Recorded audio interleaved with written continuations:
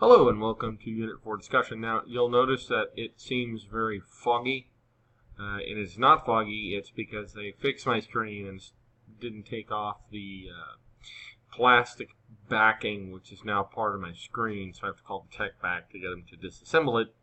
I can do it myself, but if I break it, I buy it, so I'm not going to do that. That said, don't worry, I'm not having some weird fire.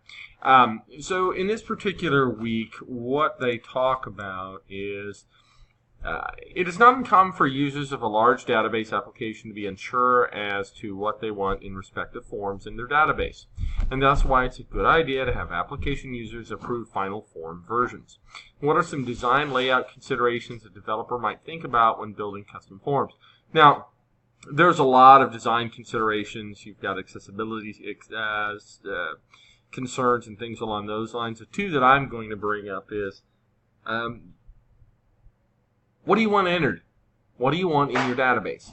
Whatever you want in your database, you have to make sure that your form emphasizes that. And if you have data that you can calculate based off what the user inputs, you want to go ahead and make sure that you can calculate it based off the form. The other part of it is, and that's kind of your form inputs and things along those lines, is that you have form filters that kind of guide the input from the data. Because if you let the users input the data willy-nilly, you'll get 3 or 4 versions of how to spell the same word, different capitalization, different punctuation, different things along those lines. So kind of as you go forward and you're going forward and you're looking at the discussion,